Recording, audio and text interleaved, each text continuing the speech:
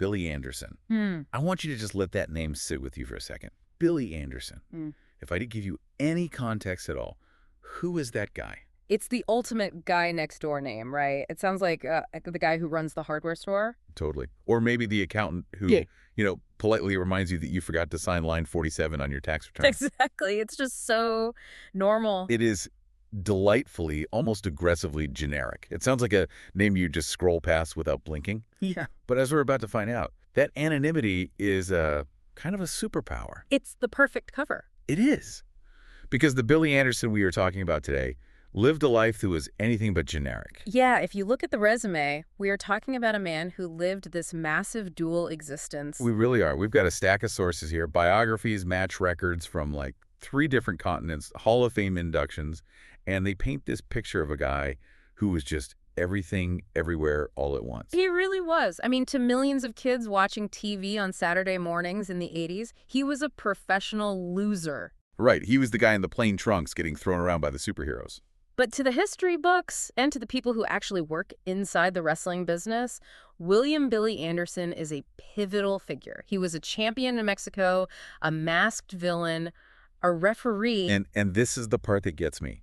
The man who taught legends like Sting and the Ultimate Warrior how to actually be wrestlers. That's the real shocker for the casual fan. That is the hook for me. Oh. We're looking at the ultimate utility player. So the mission for this deep dive is to figure out how one man can be the guy getting squashed, the guy holding the championship belt, and the guy building the next generation all in one lifetime. It's a lesson in versatility, really. In any industry, we tend to focus on the names on the marquee. The headliners? The headliners, yeah.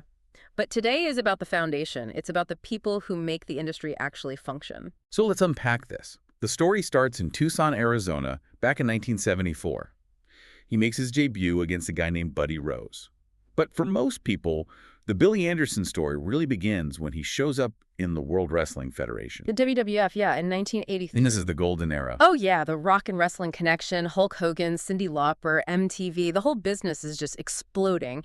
And Billy Anderson is right there, appearing on television for a solid decade. From 83 to 93. But, and we have to be honest here, he wasn't exactly racking up the wins on national TV. Yeah, he wasn't. And to understand why that's not a bad thing, we have to define a term that gets thrown around a lot. Jobber. Right. If you go on Twitter or Reddit today, jobber is an insult. It means you're a loser. In fan slang, sure. But inside the business, the term is, well, it's more polite, but also more accurate.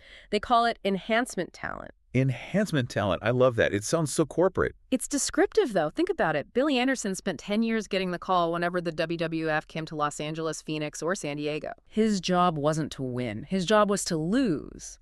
But to lose in a very specific way. He had to make the other guy look like $1 million. I'm looking at the list of guys he was in the ring with during this run, and it is a literal Hall of Fame ballot. We're talking Bret the Hitman Hart, Randy Macho Man Savage, Jake the Snake Roberts, Harley Race, Tito Santana, even the monsters like King Kong Bundy. That list tells you everything you need to know about his reputation. You have to understand the risk management here. You do not put a clumsy, dangerous rookie in the ring with Randy Savage. Because Savage is just moving at 100 miles an hour. Right? Exactly. He's high intensity, high speed, and he's a massive investment for the company. If the guy taking the moves doesn't know what he's doing, Savage looks bad. Or worse. Savage gets hurt. Savage gets hurt. And that's a disaster. So the jobber is actually the safety net. Precisely. Being a professional loser at that level means you are actually one of the safest, most reliable mechanics in the ring. The company trusted Billy with their biggest assets. He was the canvas that the superstars painted their masterpieces on. That's a great way to put it. It's performance art. If I punch you and you just stand there, I look weak. If I punch you and you do a backflip, I look like a superhero. That's called selling. And Billy Anderson was a master salesman. But here's where the chameleon aspect kicks in. He wasn't just Billy Anderson, the guy in the plain trunks. He realized that to survive, you can't just be one thing. You need a wardrobe. You need to reinvent yourself. So in November 1988, he puts on a mask and becomes the Black Knight in the WWF. The Black Knight. It sounds like something out of a Monty Python sketch. But in the 80s, that was cool. It gave him mystique. It allowed him to work a different style. As Billy Anderson, he was the plucky underdog. As the Black Knight, he could be more villainous. Sneakier. Yeah, use some underhanded tactics. He even took that persona to Herb Abrams' Universal Wrestling Federation. Which, if you know anything about wrestling history, the Herb Abrams UWF was. Let's just call it chaotic. Controlled chaos at best. But Billy was a pro. He showed up, did the job. And then, just to flip the script entirely, he returns to the WWF in '93 as the White Shadow. From Black Knight to White Shadow. You literally cannot make this stuff up. He just inverted the colors. It's classic wrestling psychology. Same worker, new coat of paint. It refreshes the character, although, to be fair, his last match in that run was a loss to Kamala. The Ugandan giant. A guy who was billed as a cannibal from the jumble. Yikes. Losing to a cannibal is a rough way to close out a chapter. But this brings us to the biggest disconnect in his career. The real key insight for me. This is where it gets really fun. If you only look at his American TV career, you see a reliable guy who stared at the lights a lot. But if you look at his passport, he was the man. He was the man. Mexico changes everything. So in 1982, he wins the NWA Beat the Champ TV title in LA. That's a legitimate accolade. But then, 1986, he goes south of the border. And Billy Anderson becomes the very first WWA World Heavyweight Champion. By defeating Tini Blas. Now, for those who don't follow Lucha Libre, can you contextualize Tini Blas? Who is this guy? Tini Blas is a legend. I mean, a giant in Mexican culture, literally and figuratively. He's a movie star, a comic book hero. He's a national icon. So for Billy Anderson, the guy American fans just saw lose to Jake Roberts, to go down to Tijuana and beat a national hero for the first ever world championship, that's mind-blowing. How does that even happen? It speaks to the regional nature of wrestling back then. There was no internet. You could reinvent yourself across state lines. In the U.S., he was the mechanic. In Mexico, he was the foreign invader, the gringo. And he held that title for a while. It wasn't a fluke. No, until January 1987. That's a real run. Remember, the style in Mexico is totally different. Lucha Libre is fast, it's aerial. Theatrical. Yeah, and Billy had to adapt his American technical style to base for these high-flying luchadors. It just proves he could work any style, anywhere. It's amazing. He's driving to Phoenix to get squashed by the one-man gang, then hopping on a plane to Mexico to defend the World Heavyweight Championship. It's a double life. It's the life of a true journeyman. You go where the work is. Sometimes you're the nail, sometimes you're the hammer. Billy was comfortable being both. Speaking of Mexico, we have to talk about Los Mercenarios Americanos. The American Mercenaries. It sounds like a straight-to-VHS action movie. It really does. Yeah. So this was 1991. Billy heads back to Tijuana, but this time he brings back up. He takes Tim Patterson and one of his students, Louis Spicoli. A trio of masked Americans invading Mexico. That is instant heat. Oh, nuclear heat. I mean, nothing gets a crowd in Mexico angrier than a group of masked Americans coming in to beat up the local heroes. They feuded with Los Villanos. The Villanos, a legendary wrestling family. That's right. Villano Faith, 3rd, 3, and V. And the sources mention a specific moment in July 1991, the unmasking. This is high drama.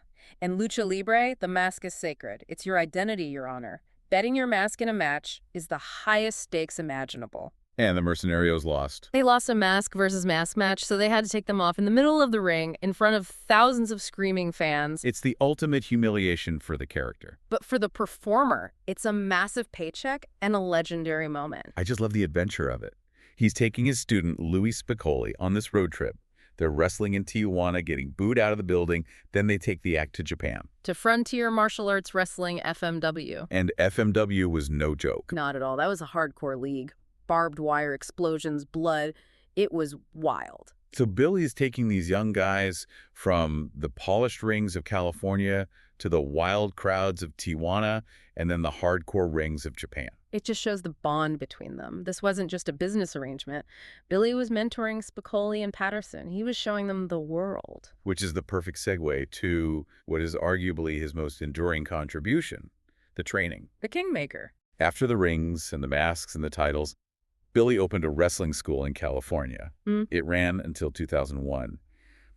And when I looked at the alumni list, I honestly thought it was a typo. It's unbelievable. It's hard to believe one guy had a hand in all of these careers. It's the definition of a legacy. You might not know Billy Anderson, but you absolutely know the people he built. Let's start with the megastars. The sources list The Ultimate Warrior and Sting. Two of the most iconic, recognizable faces in the history of the industry. But here's my question.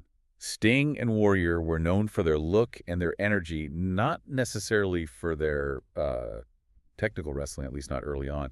They were bodybuilders. Right. How did Billy Anderson, the technical mechanic, teach them? Well, that's exactly why they needed him. Sting and Warrior started as a tag team called the Blade Runners. They looked like Greek gods, but they didn't know a wrist lock from a wristwatch. They were green. Super green. So Billy provided the software for the hardware. I like that. He taught them the absolute basics: how to fall without breaking a hip, how to run the ropes, how to project that energy to the back row. Billy had been in the ring with Ric Flair and Harley Race. He knew what a star felt like, and he passed that on. So it's wild to think that the energy of the Ultimate Warrior, shaking the ropes, the face paint, and the brooding mystique of Sting.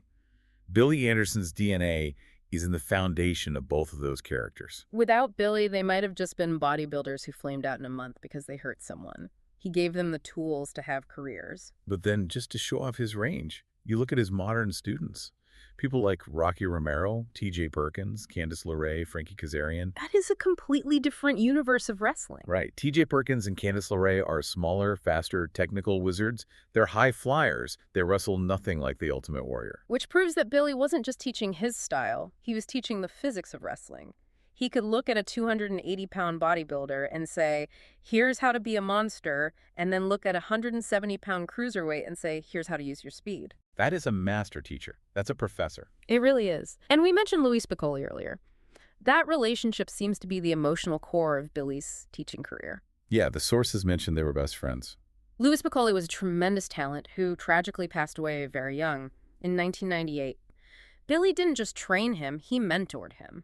They traveled the world together. It adds a layer of personal tragedy and depth to Billy's story. He wasn't just churning out students for money. He was building a family. He even trained Doug Anderson, who was the father of cheerleader Melissa. Another huge name in women's wrestling. It's like 6 degrees of separation, but all roads lead back to Billy. He's the root system. You see the flowers, Sting, Melissa, Rocky Romero, but Billy is the root that fed them all. And he documented this. He wrote 2 books. He did. Big Bill Anderson remembers The School of Wrestling in 2009, and a second one about his fallen friends in 2013. And get this, the foreword for that second book was written by superstar Billy Graham. Wow, that's a massive endorsement.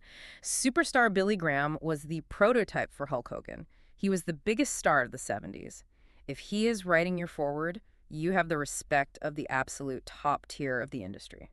Now, we've talked about the wrestling, the masks, the teaching, but there's another chapter to William Laster's life, that's his real name, that has nothing to do with headlocks or suplexes. The service chapter, this is the part that really humanizes him for me. After retiring from the ring in 1996, and even after closing his school, he didn't just, sit on the porch. He went to work for Armed Forces Entertainment. And this wasn't just a cushy PR tour? No.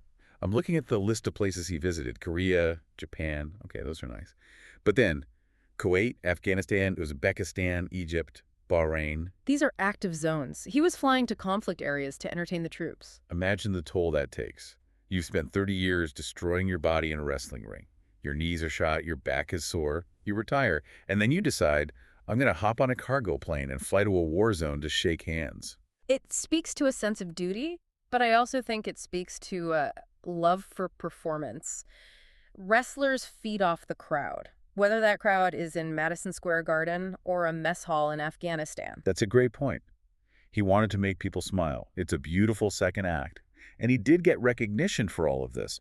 He was inducted into the Southern California Pro Wrestling Hall of Fame and honored by the Cauliflower Alley Club. And the Cauliflower Alley Club, for anyone who doesn't know, that's the fraternity of wrestling. Getting a nod there isn't about your follower count, it's about respect. It means the boys respect you. So when we step back and look at the Billy Anderson archetype, what are we really seeing? We are seeing the machinery of an industry. We love the stars, we love the posters, but the industry just collapses without the Billy Andersons. He was the promoter running promotions of his own. He was the referee. He was the ring announcer. He is the guy making stars look good. He was the guy winning belts in other countries. And he was the teacher creating the next generation. He wore every single hat you can wear in professional wrestling. Mm-hmm. And he did it without the massive ego that usually destroys careers in that business. It's a rare quality. To be content being the foundation rather than the skyscraper. But without the foundation, the skyscraper falls over. Sting doesn't exist without Billy Anderson. The Ultimate Warrior doesn't exist. That exciting match you saw on TV doesn't happen without a guy like Billy knowing exactly how to take the fall. It really changes how you watch the show. Next time you see a so-called jobber walk to the ring, and maybe don't write them off so quickly. Right. They might be a champion in Mexico or the future trainer of the next icon. Or they might just be the toughest, smartest person in the ring. That's the takeaway. Real expertise often lies with the teachers, not just the performers on the poster. Absolutely. So here's a question for you to chew on as you go about your day. We all have stars in our fields, the CEOs, the lead singers, the top salespeople. But who is the Billy Anderson in your world? Who is the person quietly training the rookies, fixing the problems before they happen, and wearing a dozen different masks just to keep the machinery running? Chances are they're the most interesting person you haven't talked to yet. Go find your Billy Anderson and say thanks. Well said. That's it for this deep dive. We'll see you next time.